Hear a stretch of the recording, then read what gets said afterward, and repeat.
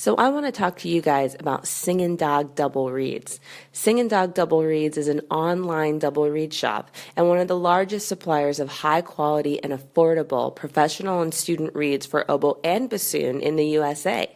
Visit them at www.singindog.com to see all of their products, and you'll be glad you did. That's Singin' Dog Double Reeds. Hey, let's talk about Jenna Ingalls Reeds. She has built her business on providing high-quality handmade reeds, education, and a sympathetic ear to oboists across the country.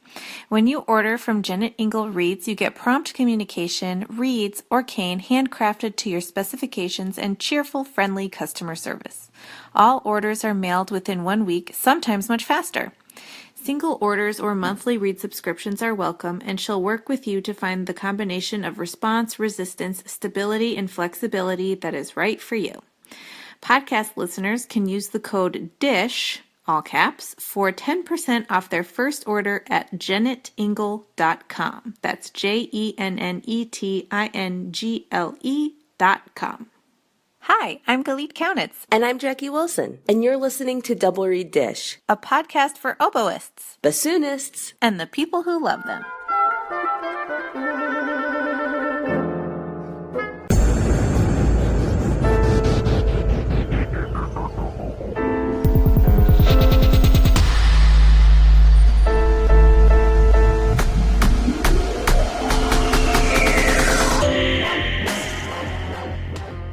Jackie, it's episode 29. Oh, yeah. Why do I always start by saying what episode it is?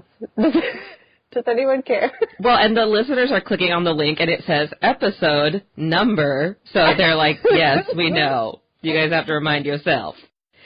Well, I have a Barrio update that I want to share.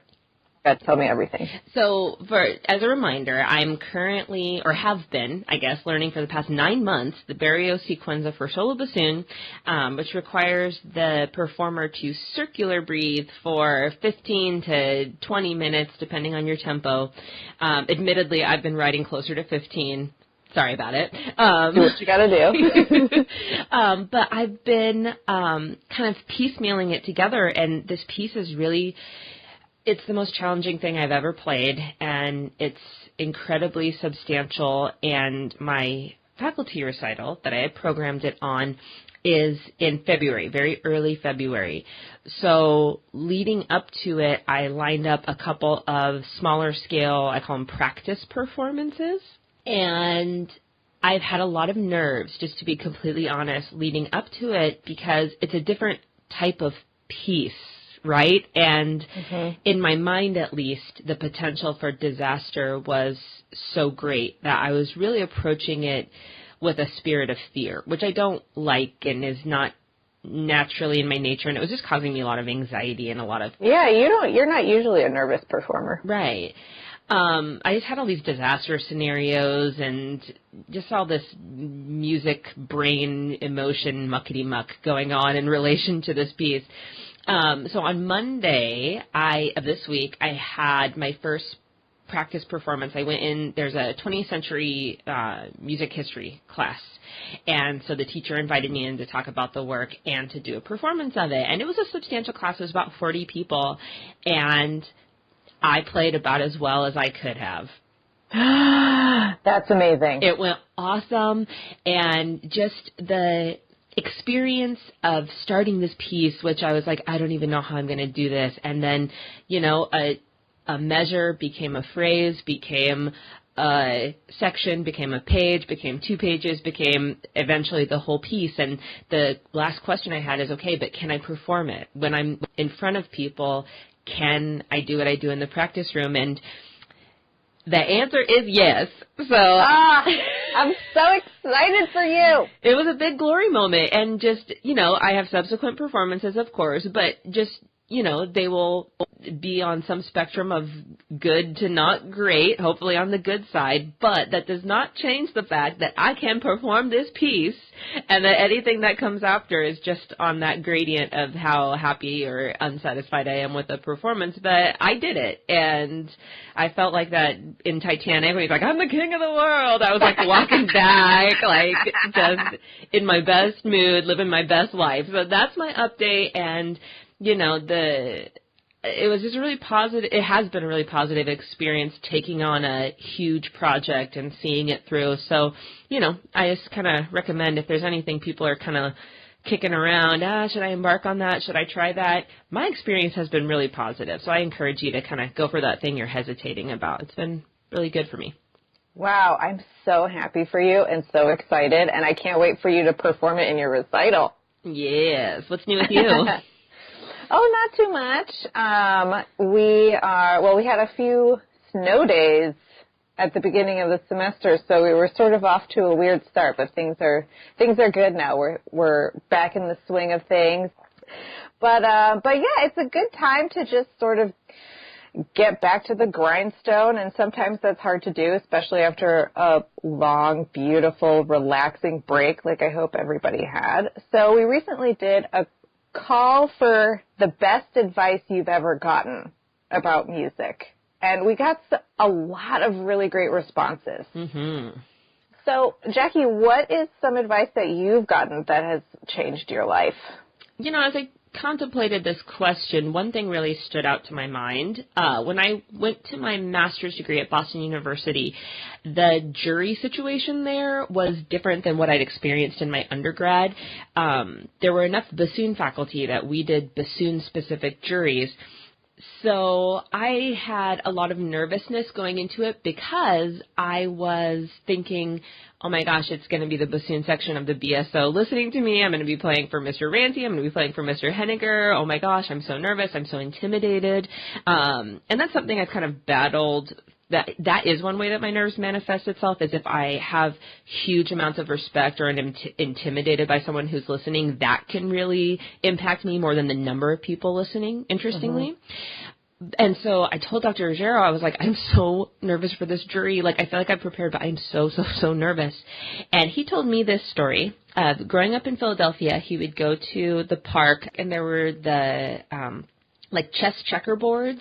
You know how, there'll be tables with the chess checker pattern kind of printed onto them, mm-hmm. and you can bring your own pieces, and that there were all these people who would basically show up and play chess kind of tournament style for fun.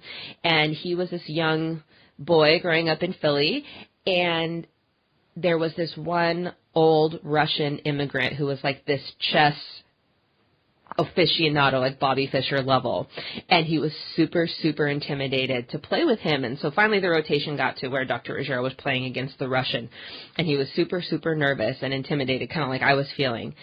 And the Russian looked at him and said, what is wrong with you? What is your problem, kid? And he said, I'm nervous to play against you. I respect you. You intimidate me. And he said, just play the board. And so then Dr. Ruggiero said, when you feel this way, just play the board. Don't think about who's on the other side. Just play the board. And so several of the times throughout my career, I've had to remind myself, just play the board. Just play the board. And that's been one of my touchstone pieces of advice I've consistently gone back to. I love it. Yes. What about you? So the piece of advice that I chose was from my undergrad when I studied with Bert Lucarelli, friend of the podcast. And I was thinking about sending in an application for something. I don't even remember what the application was for, or an audition or something like that. And I was like, I don't think I'll do it. I don't think I'll get in, so I'm just not going to do it.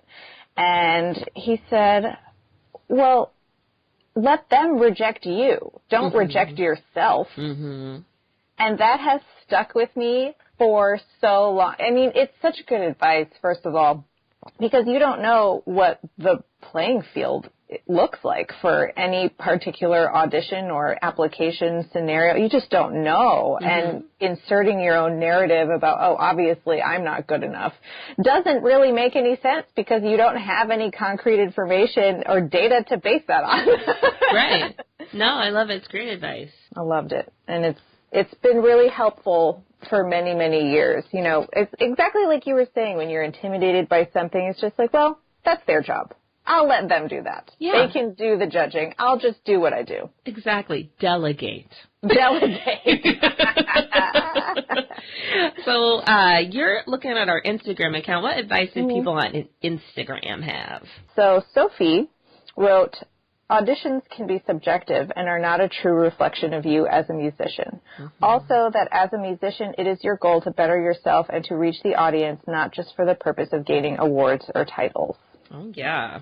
And then Mary Parker wrote in, number 1, don't suck. Good advice. Always a nice goal. And number 2, don't practice until you get it right. Practice until you can't get it wrong. Mm-hmm. Oh, Javier says... Shout out Javier. Shout out Javier. If you can't play it slow, you can't play it fast. Oh, and ... Have fun. That reminds me of the Itzhak Perlman quote, if you learn it fast, you forget it fast, and if you learn it slow, you forget it slow, which I love. Yeah, that's great. John says, first, look for everything that went well today. Then, look for what you can do better tomorrow. Finally, be happy for how well it went today and look forward to tomorrow when everything will be even better. Oh, yeah. How beautiful is that? Hashtag blessed. Hashtag blessed. Okay, I got one last one. From Becky. There is work for everyone who works hard and is nice to work with. Also, metronome forever and always. That is such a good thing to keep in mind. Sometimes that first piece of advice can be really hard to keep in mind. Oh, I was thinking metronome. That too. No, it's true. I'm just being funny. No, it's true. It's true. Yes, you have to be good at what you do, but you also have to be a person about it. Yeah, definitely. Mm-hmm. What pearls of wisdom did you find on our Facebook page? Lots of good ones. Andrea says you have to have standards for yourself, which I like. You know, I always tell my students, I can't practice it for you. My degrees are on my wall. You have to owe it to yourself. You have to, you know, realize you're in this for yourself. Jeffrey says, I love this. Please don't take any criticism personally. We are all here to play music and always with the best results we can achieve. I love that. Mm-hmm. Susan says, don't guess. Also love that. Also very important. Jeanette says, this is a Toscanini quote, if you want to please the critics, don't play too soft, too loud, too fast, or too slow. Praise that.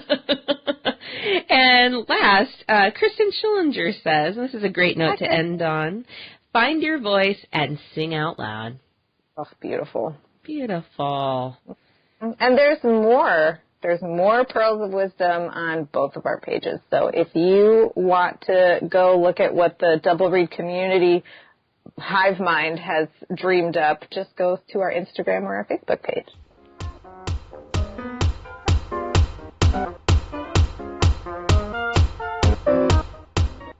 Today's episode is brought to you in part by Double or Nothing Reeds. You know them. They're the company that's dedicated to providing excellent handmade oboe and bassoon reeds to discriminating double reed players of all ages and abilities. And good news, Double or Nothing Reeds has recently expanded to sell double reed tools and supplies, gift items, and more. This includes knives, knife blades, thread, staples, cane, bags, and resources for students.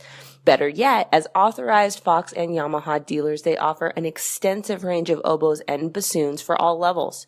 Additionally, they sell quality used instruments on consignment.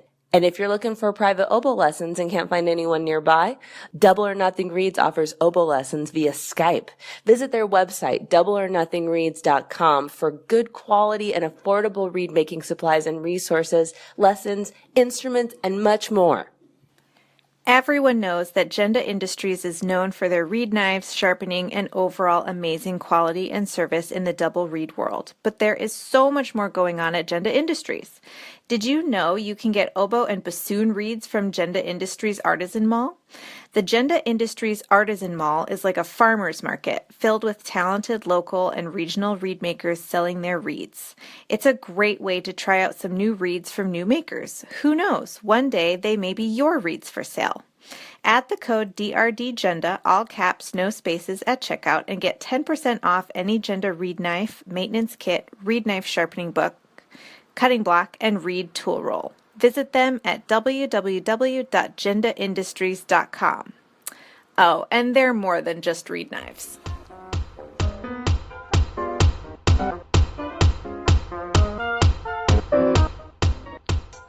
We are so happy to welcome to the podcast Gustavo Nunez, Principal Bassoonist of the Royal Concertgebouw Orchestra. Welcome, Gustavo. Hi, thank you very much for having me. We usually like to start by asking you to introduce yourself to our listeners, and would you tell us how you started playing the bassoon? Well, I am Gustavo Nunez, and I am the principal bassoon of the Royal Concertgebouw Orchestra in Amsterdam. I also teach. I'm a professor at the Robert Schumann Academy of Music in Düsseldorf, Germany. And also, I'm a professor in Madrid at the Reina Sofia Music School. How did I start it? I don't remember how I started with music. I was a little boy and I could read music before I could read any words. I come from a very musical background. My grandfather was a clarinet player. My father is a bassoon player. All my uncles are musicians or were musicians. My brother is a musician. I have a couple of cousins who are musicians also. So I don't really remember how I got into music, but I started with the violin when I was probably 4 or 5 years old, and that was a coincidence. I had this dream.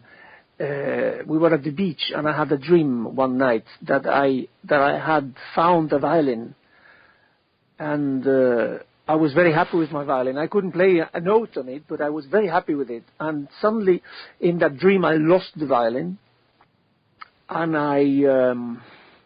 suddenly I saw it. Since I was at the beach, I saw it swimming, floating in the water, very far away. So I woke up in the middle of the night screaming for my violin. And my parents, they thought, oh my goodness, we need to get this guy a violin. I must have been 3 or 4 when this happened. So I got a violin and I started playing the violin. But I always wanted to play the bassoon because my dad is a bassoon player. And when I was a little boy, I thought all dads played the bassoon. Yeah. So, there was something like, it is your destiny, Mm-hmm. But my hands were too small. You have to think of the 70s. There were no fagotinos, no little bassoons. So the only thing you could get was a normal bassoon for a child of 7, 8. That was impossible. That was too big, too large. So I went on with the violin for many years, but I wanted to play the bassoon. I didn't want anything else but the bassoon. At last, when I was 11, I got my first bassoon.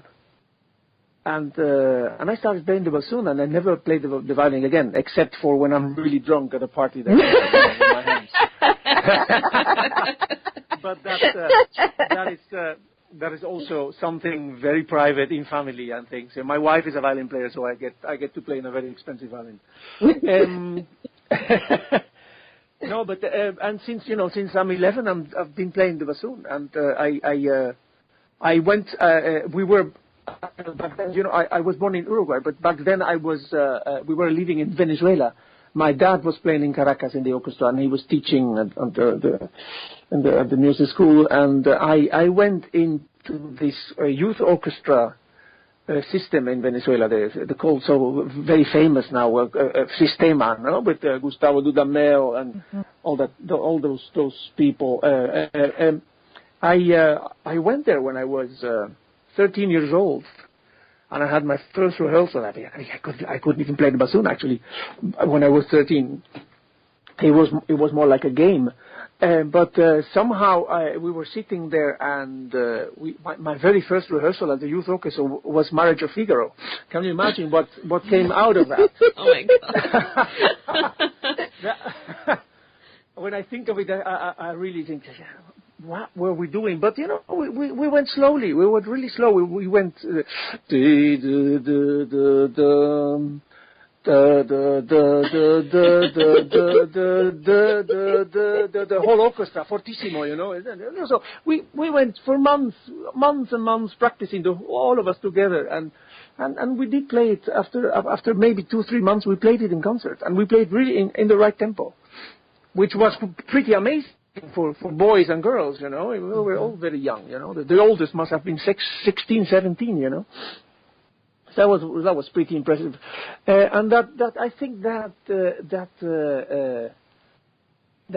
somehow determined my life as a musician. I guess I don't remember when I said I want to become a musician. I really, do it for my life. I don't know that, but I think that experience of being in the youth orchestra with all the other girls and boys, I guess that influenced me a lot. And then I was lucky enough to go to study in England when I was 16 years old, and I studied at the Royal College of Music, and that was, of course, I didn't have a scholarship, so it was a very expensive business, and my parents couldn't afford that, so I only stayed there for about 2 years, and then I left, and I ended up doing something I really wanted to do even before going to London, which was studying in Germany with a great Klaus Fuhrmann, who was always an inspiration with all his recordings. And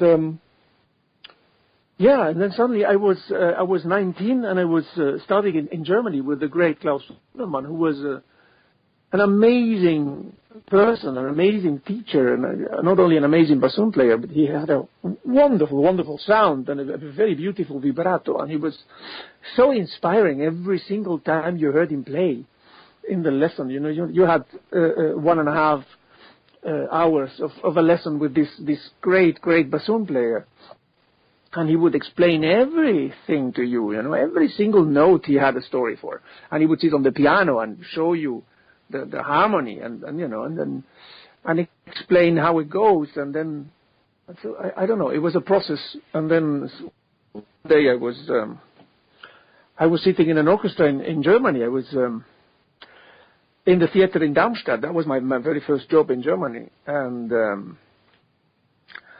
I went on to win an audition in Bamberg, in the Bamberg Symphony. I was there for like 6 years.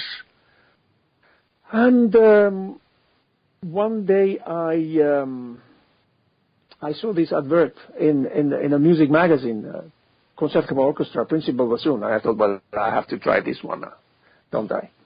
And I applied for the audition for the job, and I was invited somehow after sending a recording, and I went there and I played, and somehow something I didn't understand back then, and I still remember it was pretty unbelievable. I got the job. Somehow it just happened to me. I didn't expect it to happen, so and that's why I was so relaxed with it.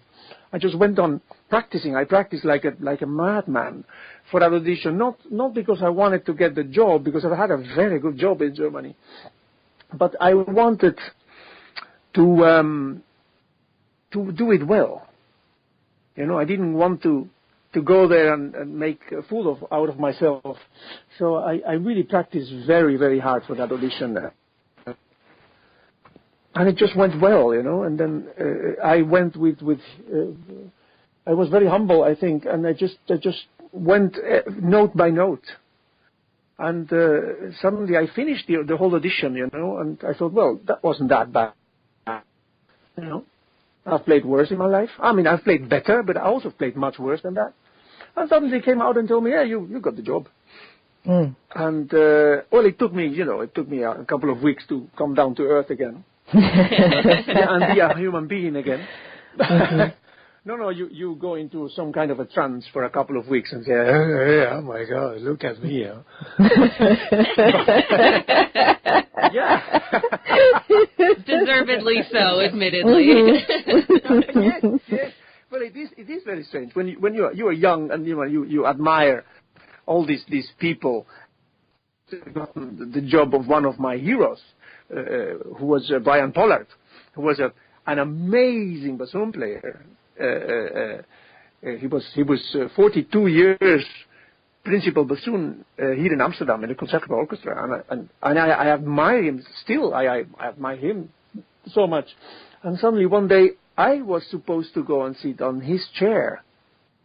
That is something so strong, so heavy. Mm-hmm. And suddenly you have that kind of responsibility. And somehow I managed to do it because I think I did it I tried to do it in a very humane way. I just thought, I can't be that man, so the best thing I can do is try to be myself. Mm-hmm. Mm-hmm. Yeah, and I try to educate myself as much as possible, not reading history books, but reading scores and listening to old recordings of the orchestra and trying to find out the way to mix, the way to adapt in the orchestra as a member of a whole band which is already rolling for back then for more than 100 years. Mm-hmm. So and now I'm here, and I'm 52 years old, and I have 5 children, and have a huge debt, and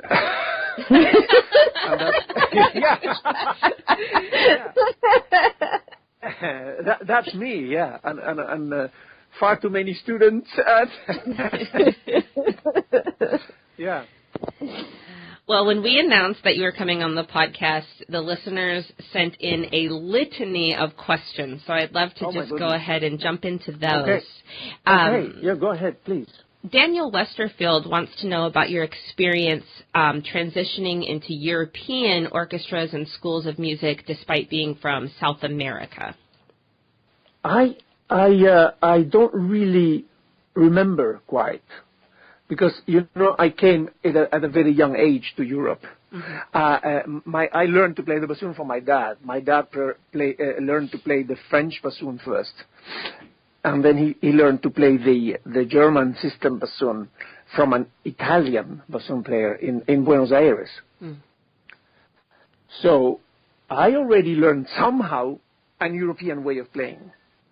And then I went to England, which was actually the big step, a big change, because I was used to play in a quite Italian way somehow with vibrato and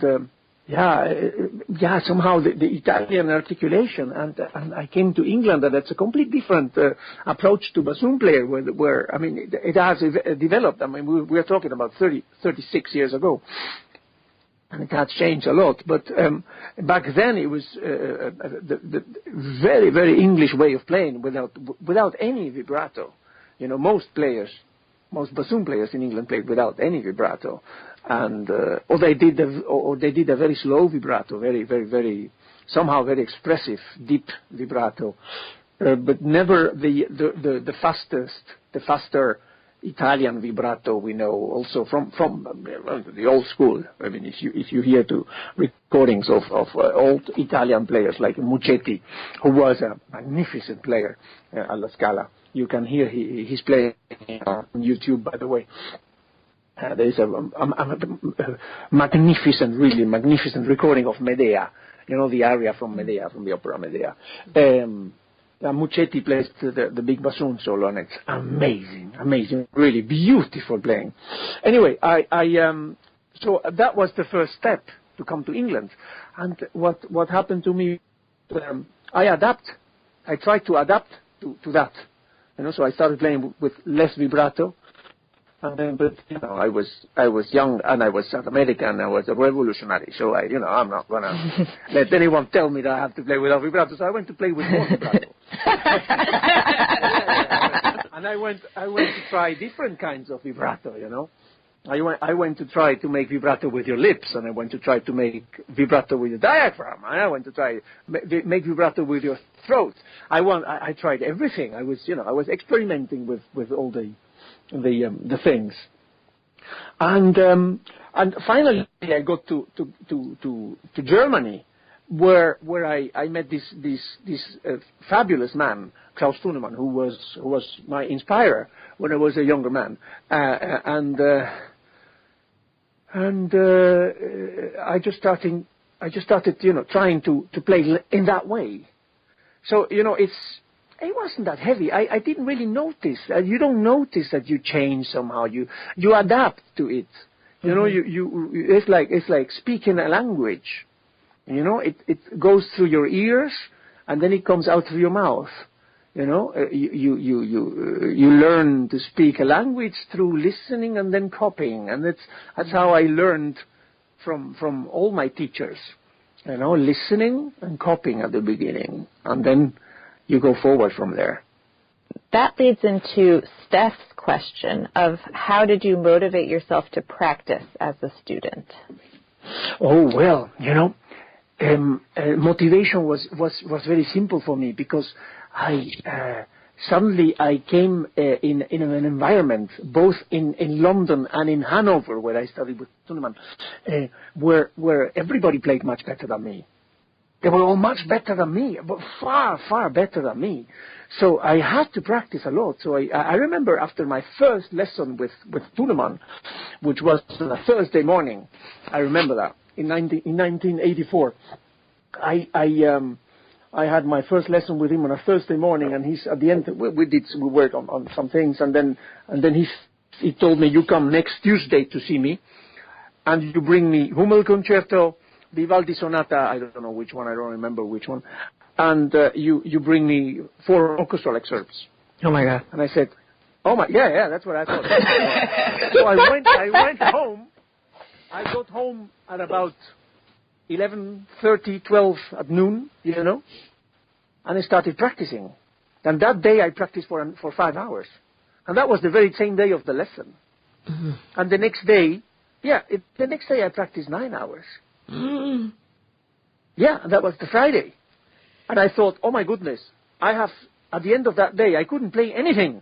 I couldn't play anything. And I thought, oh my God, I have 3 more days to go for my next lesson, and I can't play anything. I can't do anything. So, that weekend I just spent all day practicing, both days, and Monday too. And I got to my lesson on Tuesday morning, and the only thing I could play was the first page of Hummel Concerto. I mean, I didn't even get to the second page, because I thought, well, it doesn't make any sense. Mm-hmm. Mm-hmm. And so that's how I inspired myself to practice, because I needed to be able to play. I needed to practice a lot to be able to play anything. I always thought I wasn't good enough anyway, so I just had to practice. So that wasn't difficult for me. Nick Johnston has noticed that your reeds have 4 wires, and he's curious about your kind of approach to reed making anyway, and also the purpose of that 4th wire. He wants to know. That's very simple. That's you could call that the beginning of that was laziness, because because I am a true believer that you have to make reeds every day of your life. The only way to have a good reed to play is to have at home your table full of reeds. If your table is full of reeds, there is always one which will work. If you only have 3 reeds, then you will probably not have a good one. Mm-hmm.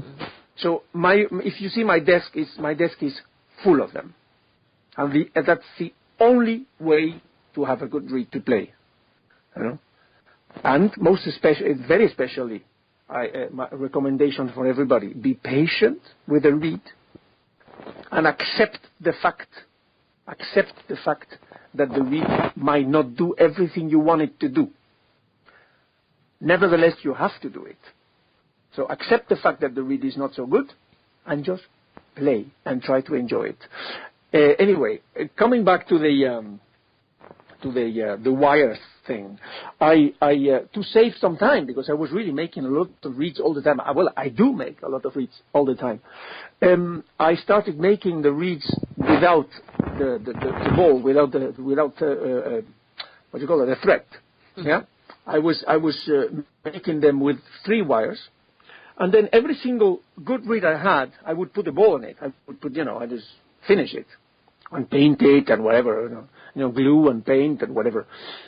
And then I realized that every time I did that, the reeds changed dramatically. They changed so much that they weren't good anymore. Hmm. So I started to play in the reeds as they were, without any extra cotton or nylon on them, just the wires. But I still had 3 wires on the reed, so the reed was very unstable on the crook, on the vocal. So what I did was, I remember that I did not invent this. This came from an Italian bassoon player who played in South America, and I was a young boy. I was sitting at a rehearsal next to my dad, and I looked at this colleague. He was this Italian bassoon player, and he had 4 wires on his reed. I don't know why he had 4 wires. I don't care why, but suddenly I remember, wait a minute, this man, he had 4 wires. So I tried, and that gave me so much more security. So much more stability for the reed on the vocal, that I just started making the thing with the 4 wires. I mean, there is no science to it. It's just, I believe reeds vibrate better with the wires than all the material on them, wrapping them around, and then taking so much vibration out of the reeds. And since the reeds vibrate better, you can play with more cane on them, more wood on them.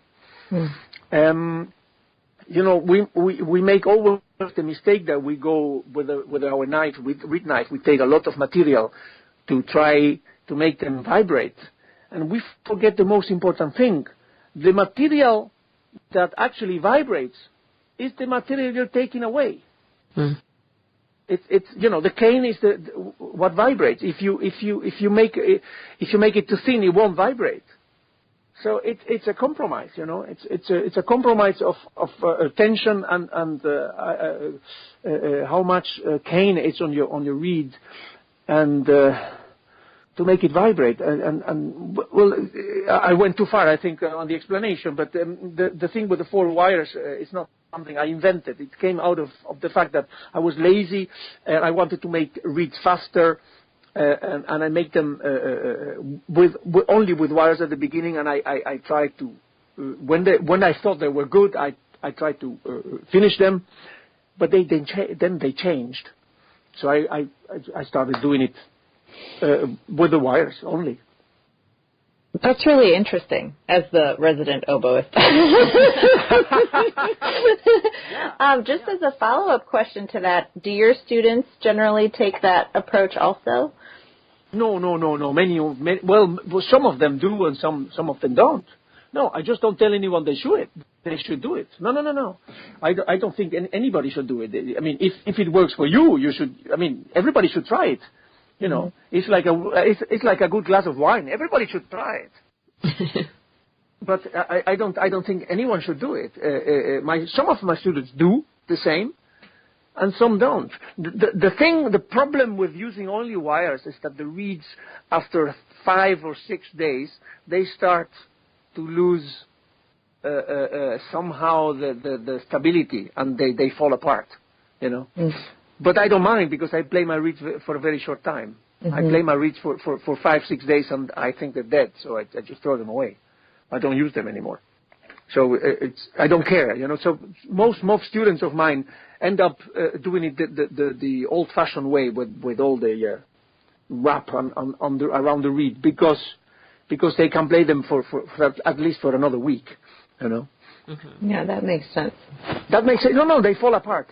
Only with the wires they fall apart. So you have to start pulling at the wires after a week. You have to start pulling at the wires, and if you pull on the wires, then you change the tension on the reed, and you change everything. So the tip opening is already different. So it doesn't make any sense.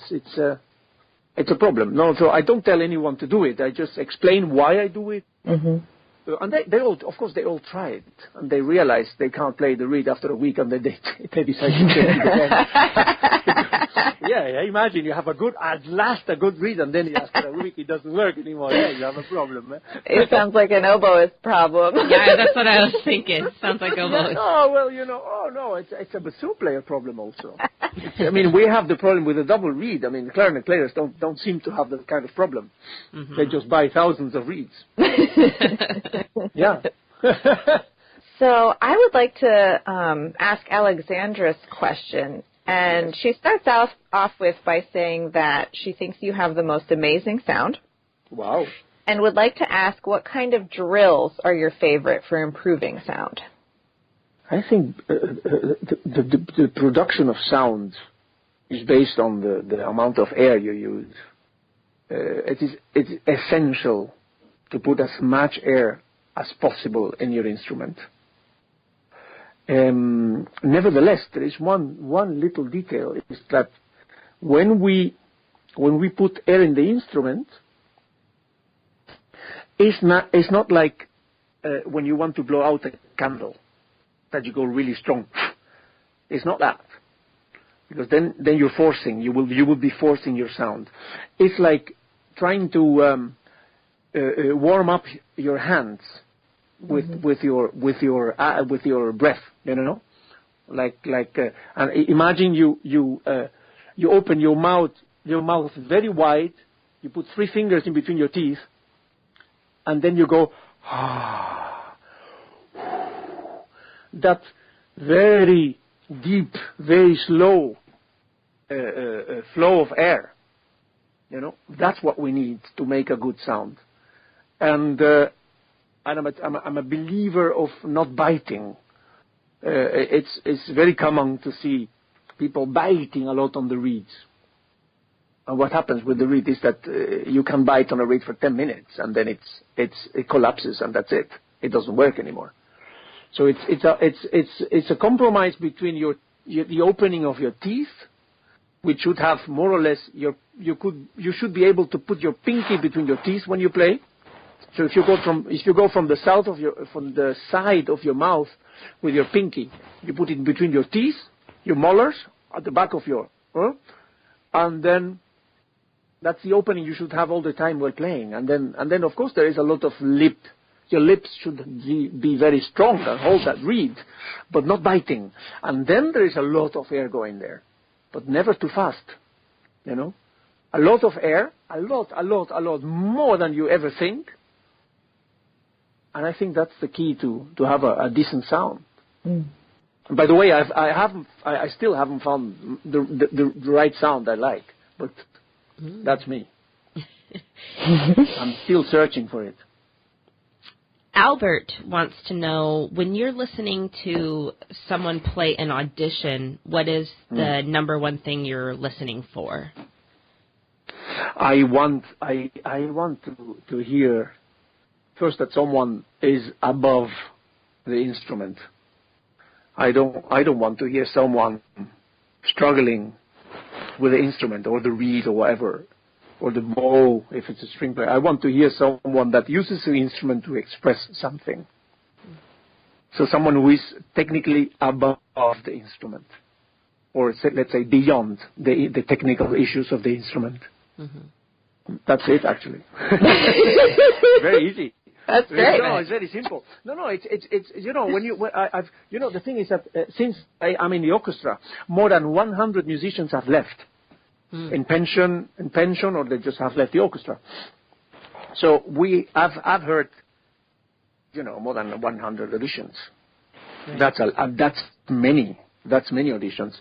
And when you hear a young player playing, you have most of the time you have that very simple reaction, which is yes or no. Mm-hmm. That's it. It's as simple as that. And when it's a yes, the yes is very wide, because there is many ways of playing things, as long as you respect the music, as long as you have a good sonority, good sound, good intonation, good vibrato, expression. There is 1,000 yes. There is only one no. That's no. That's not good enough. Okay, and that's it. And that has nothing to do with taste. It's no. When you say yes, you could even say yes, but that's still a yes. Right. But when it's a no, it's a no. So it's auditions. I mean, with experience, you learn to do that. You realize this is not fantastic, but maybe, the next round it will get better. So you give it a yes. And then maybe the next round is fantastic, or it isn't, or it's really terrible, so it's a no. But if it's really fantastic, then it's a big yes. That happens sometimes. That you are surprised by someone who you thought, well, that wasn't that good, was it? And then suddenly, the next thing you hear from that person is amazingly good. That really happens. Is that a confidence thing, do you think, or a preparation thing, or? I think it might be, well, preparation. Yeah, that's the basics. Preparation, how you prepare for the audition. But let's call it luck. Let's call it just simply luck, because you can play a fantastic audition, and still maybe the orchestra members who are listening to you don't like it. Right. And you don't get the job. And you did fantastic, but you don't get the job. Why? Well, because it's not quite what they're expecting, not quite the way they wanted to have it. It's complicated. It's not easy to win auditions. When someone wins an audition, you should have a lot of respect. Right. Winning an audition is still very difficult. I mean, I don't know if I could win an audition now. I mean, I did my last audition more than 20 years ago, so I don't know. I was young. It's winning an audition. It has to do with the preparation, of course. If you're well prepared, most things will happen. Most things you will be able to play most difficult things. And several listeners were curious about your practice routine. What are your warm-up routines? Do you have a daily routine of practice, specifically technique? And how do you plan your practice sessions so that they're as efficient as possible? I try to start by playing just a long note a couple of times. Just a long note. A long note. Just a couple of times. That gets some oxygen and blow the instrument, warm it up, especially in the winter when it's really cold. And then for my fingers, what I do is just move around my fingers, especially at the beginning, not too fast, Just try to play a slow scale and then develop. And what I something that when you get to my age, there is one thing with all the technical things you actually don't need to play in an orchestra. I mean, if you look at the bassoon repertoire in the symphonic. In our symphonic repertoire, the bassoon parts are not really that difficult. I mean, you have big soli who have sometimes technical difficulties, but it's not the amount of notes you have to play. If you play bolero, anyone can play the bolero, but play it at the right moment. That's the difficult thing. Anyone can play the Rite of Spring, but play it at the right moment. That's the difficult thing. So it's not about moving your fingers, It's not something that goes very fast like Beethoven Fourth. Yeah, you have to practice that one very carefully. But yet you have to practice the bolero or the Rite of Spring very carefully too, because it's really a very difficult moment. Beethoven Fourth, it's gone before you even could think about it. And the other things, the slow things are the most difficult ones for me. The breathing. Practice your breathing. Breathe deep and play long notes.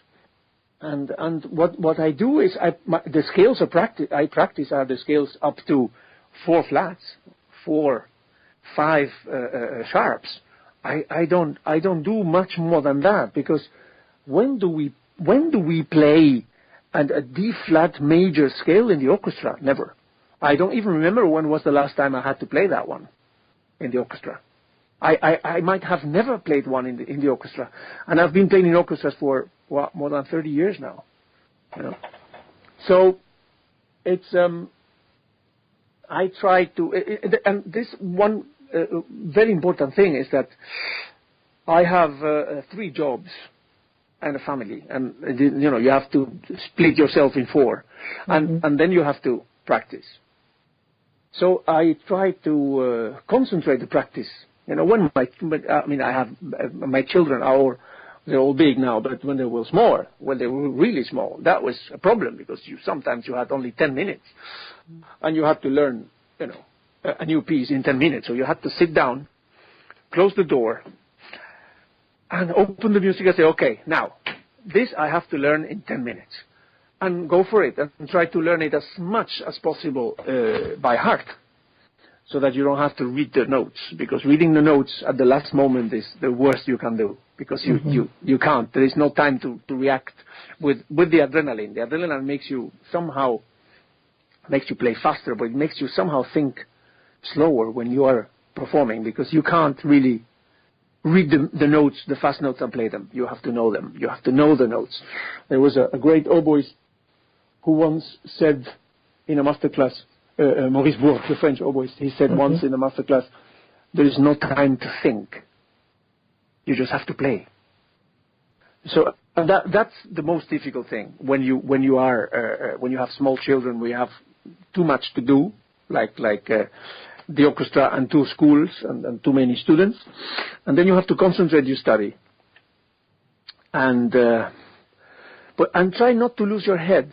Concentrate and look at the music you have to play. And we are lucky that most music until 1920, it's just scales and arpeggios.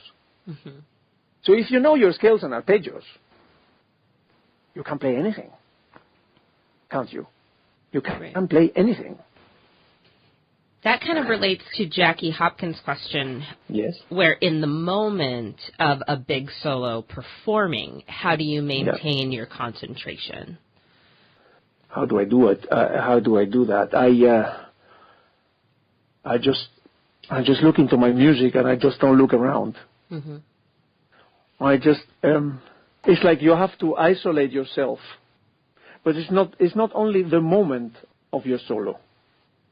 Just before. I mean, the day I play a big solo, I am not the same person. You don't want to see me the day I have a big solo to play. You don't want to talk to me because I'm not a very nice person.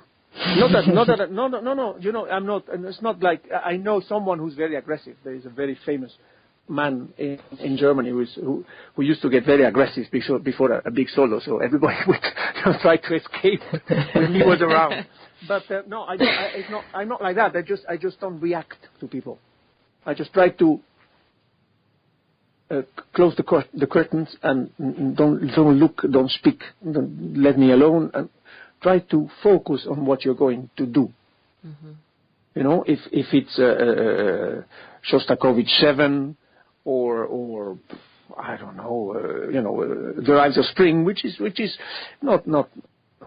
I keep saying it. The Rite of Spring is not a difficult solo. Anyone can do it, but the problem is the moment. The moment itself. You have to do it right now.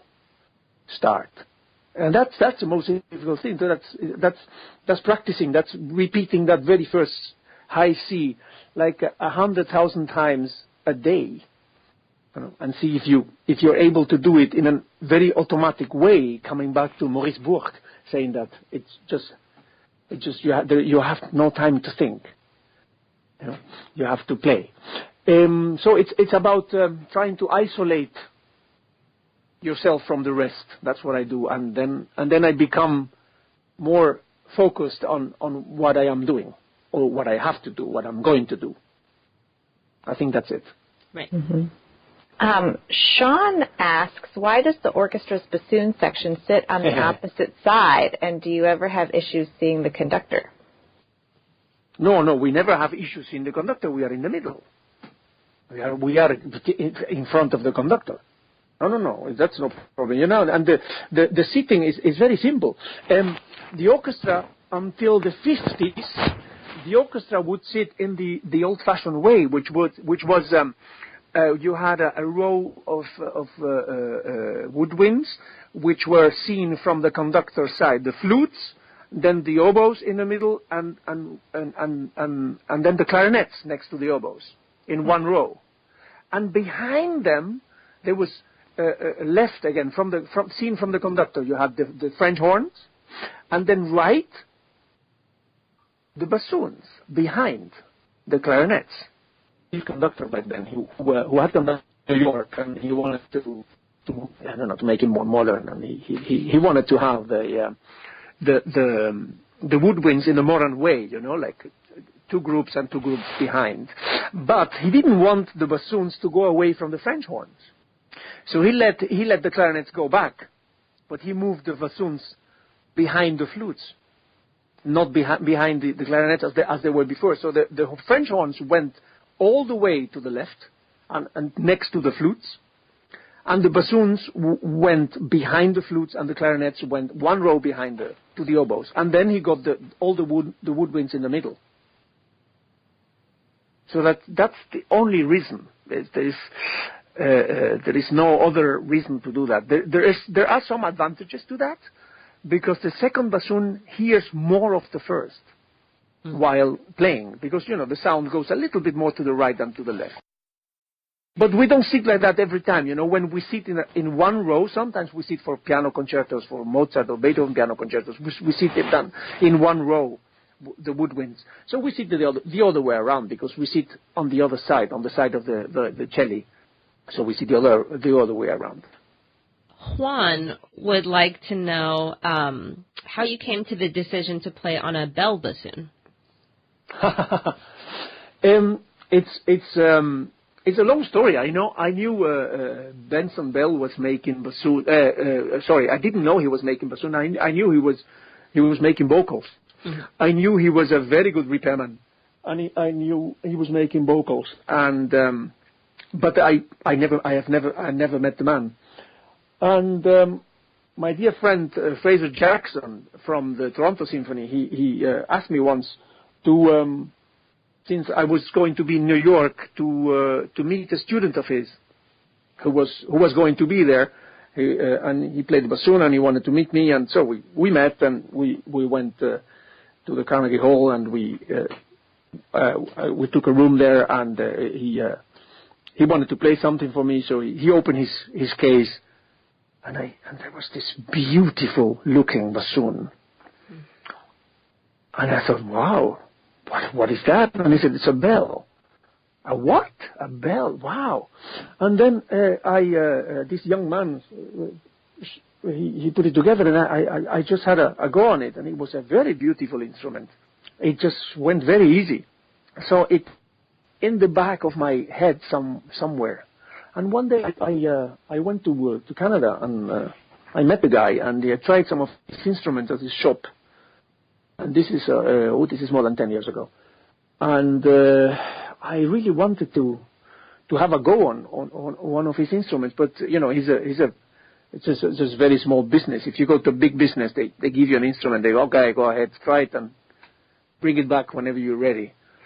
But in this case, he couldn't afford to do that. So I bought one because I wanted to try it, and I thought, if I don't like it, I'll sell it.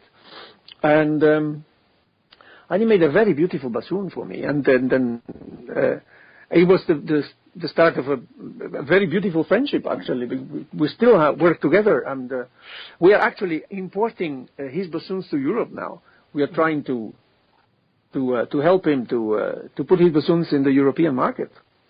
And he's doing very well. We got now a couple of very beautiful bell bassoons in Europe in Amsterdam at the Amsterdam Bassoon Center. So we are. I think they're very beautiful instruments, and that's how I met him. And we've been since then discussing every single aspect of bassoon playing and bassoon making and vocals and all that. Whenever we meet and talk, we are so technical that it might get very boring for other people to listen. What is your favorite memory of a past performance? Wow, you got me there.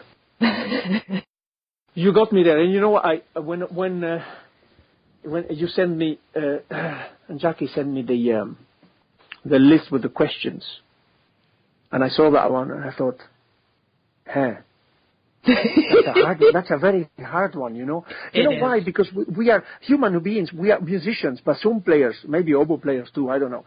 But we are very strange because you know what happens to me. I don't know how many times I have played the right of string. I lost count. I really lost count in so many years.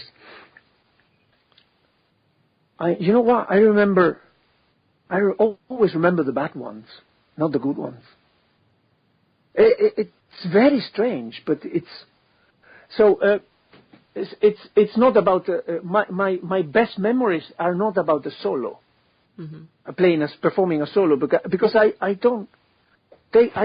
lose them. The ones I do well, I lose them, and I just remember always the ones that were really bad. I mean, because we are all human beings, so that you have also days where you just, it just doesn't work, and you miss it, and you don't do it, and it just doesn't work. Anyway, but mostly is enjoying a concert. It's one is very recent. We did the Schubert Rosamunde. This pieces, and it's not so long ago. You can find that in the internet. There's a very beautiful recording we did with Daniele Gatti, our chief conductor, and that was really a very, very profound experience. You might think it was with a big Mahler or a big Shostakovich or maybe a big solo. No, it wasn't. This very simple Schubert music, well, it's not simple actually. Try to do it. Try to write it. Try to write that. But that very, very simple melodies by Schubert, that's something I will remember for a long, long time. And it was just a magnificent performance, I think. It was a very beautiful performance. So if you have the chance to find it, the Rosamunde music, Schubert, if you go to the orchestra site, the website, you should be able to find the video. Yeah, and we can even link to that in the show notes. Yeah. You should be able to find it. Awesome. You should be able to find it. A very, very beautiful recording. And it was a very beautiful experience at the very moment. Yeah. What advice would you give to a young musician who aspires to have a career like yours? Go for it. Go for it and never look back. Go for it. Yeah, you will enjoy it. Yeah, but work hard. Work hard. Because nothing is granted in life. Nobody will give you anything for free in life. It wasn't never like that, and it will never be like that. You have to work hard, because the only way to go far is by winning an audition. You win an audition, and you win another one, and you win another one, and then you make yourself. You become comfortable on your chair, and then you start to enjoy the music making. It's a long, long path, but I think it's worth it. That's beautiful. I'm just sitting here nodding my head as you're talking. Yeah. Our last question is from Alex Klein, who would like to know. Klein. Yep. Who would like to? Is that Alex? The Alex Klein? The yep. Alex Klein. Oh my goodness. Oh, it's Alex Klein, who wants to know if it will be Argentina or Brazil that will walk away with the trophy at the next World Cup. Well, tell Alex Klein I'm afraid it won't be Brazil. No. The gloves are off. It might be Brazil. Brazil might always be. It can always be. Brazil is very strong. But, of course, I hope it won't be. and you know, I am not from Argentina either, so I really don't care about Brazil or Argentina. And I am from Uruguay, the only country, you know, that could beat Brazil in a World Cup final in Brazil, because Germany did the same, but it was the semifinals. Uh-huh. Uruguay beat them in the finals. It's a long time ago. I wasn't even born. We weren't even born. We weren't even in the minds of our parents back then. So I'm from Uruguay. Remember 1950. But I love Alex Klein. I send him a big hug. Gustavo Nunez, thank you so much for coming on the podcast. We couldn't be happier and can't wait to share this interview with our listeners. Thank you so much for having me. It was a pleasure to talk to you, ladies.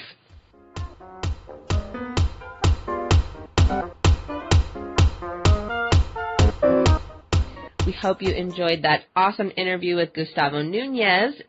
Don't forget to check us out on social media, Facebook, Instagram, Twitter. You can also listen to us on YouTube, Apple Podcasts, Google Play, and anywhere else that you get your podcasts. And you can look forward to our next interview with the wonderful Nermis Mieses, assistant professor of oboe at Bowling Green State University.